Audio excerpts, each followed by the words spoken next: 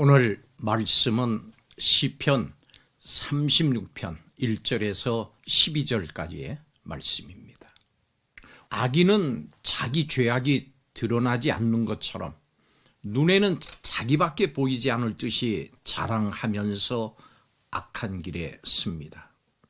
하나님의 변함없는 사랑이 얼마나 소중한지 사람들이 다 주님의 날개 아래 피할 것입니다.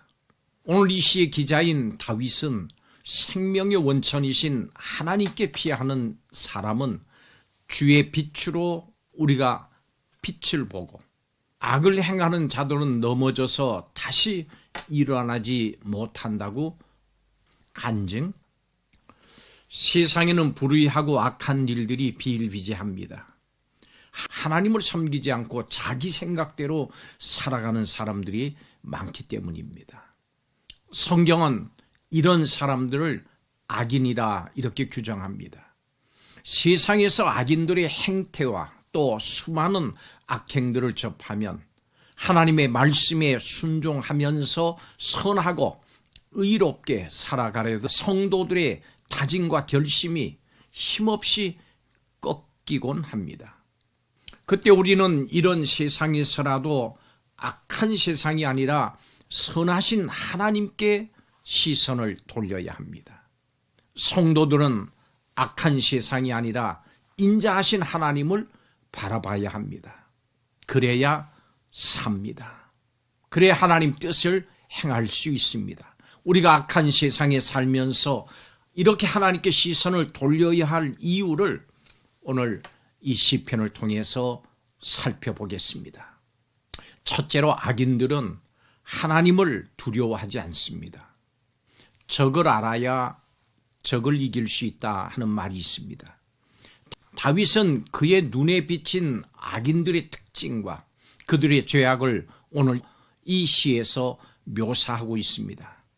인간은 모두 죄인입니다. 죄인은 그 안에 죄를 품고 있습니다. 그 죄성은 악인으로 하나님을 두려워하지 않게 합니다. 그래서 죄를 저지르고도 아무 죄책감을 느끼지 않습니다. 죄가 드러나지도 않고 벌을 받지도 않을 것이라고 큰 소리칩니다. 그들의 입은 거짓으로 가득 차 있고 그들의 삶에는 지혜와 선행을 찾아볼 수 없습니다. 그들은 상황 때문에 어쩌다가 죄를 저지르는 것이 아니고 계획적으로 죄를 행합니다. 악한 일에 거리낌 없이 적극적으로 참여합니다. 그런데 하나님의 백성은 세상에서 이런 사람들과 뒤섞여서 살아가야 합니다. 우리 인간은 환경에 지대한 영향을 받습니다.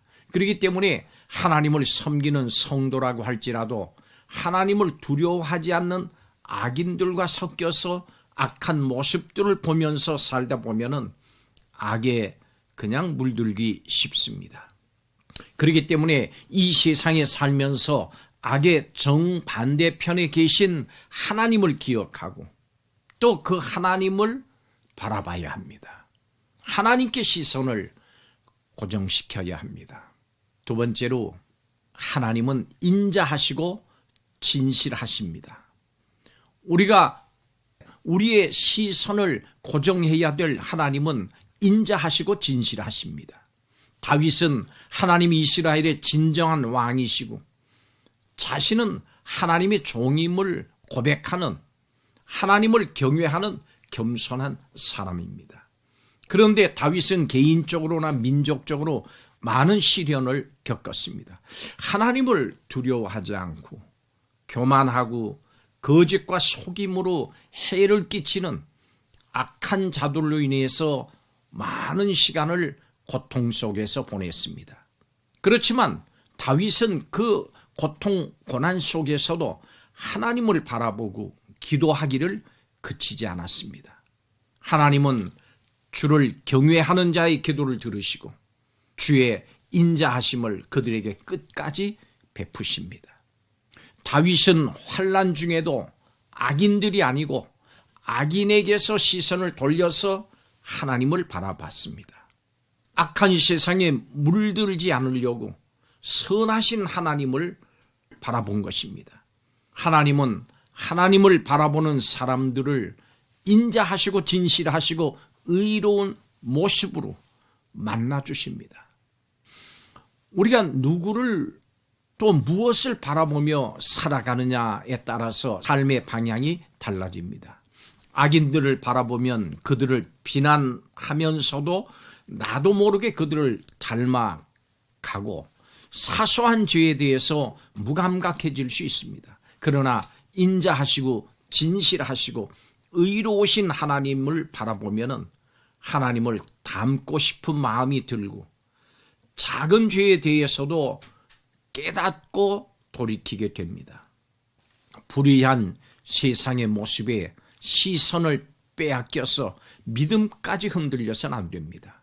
시선을 돌려서 인자하시고 진실하시고 의로우신 하나님을 바라보고 따라가는 성도가 되어야 합니다. 인자하시고 진실하신 하나님을 바라봅시다.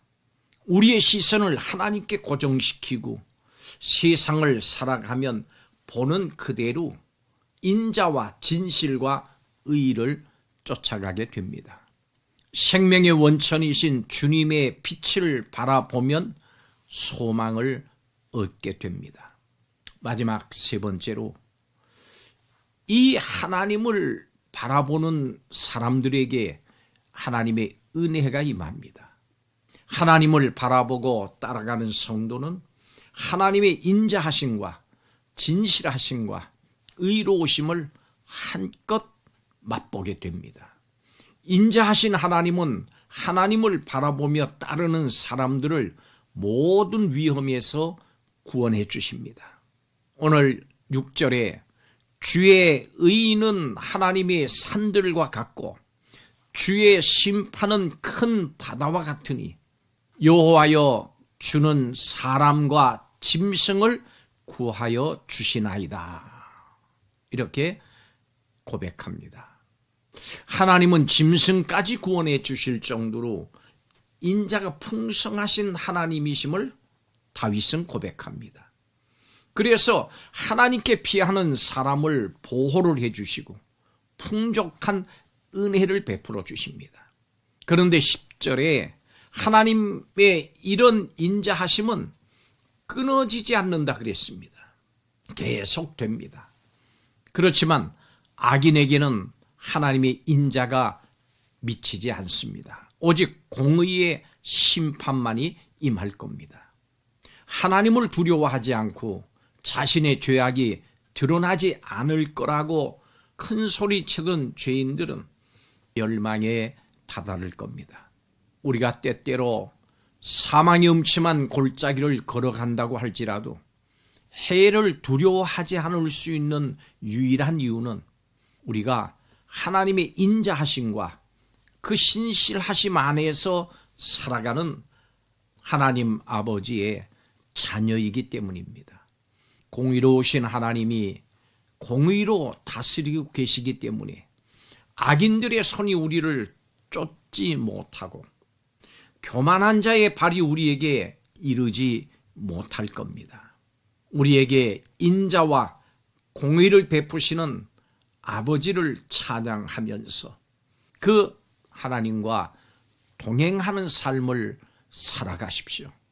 우리가 악한 세상에 발을 딛고 살더라도 우리의 시선은 하나님께 고정해야 합니다.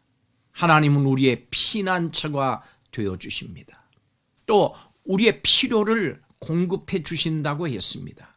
또 오늘 말씀에 빛이 되셔서 우리를 구원으로 인도하신다고 했습니다. 악인을 멸하십니다.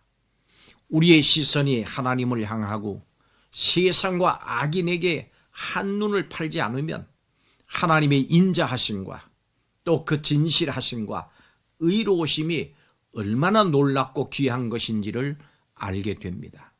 악한 세상이 아니라 인자하신 하나님을 바라보십시오. 우리가 악한 세상에 살면서 하나님께 시선을 돌려야 할 이유가 있습니다.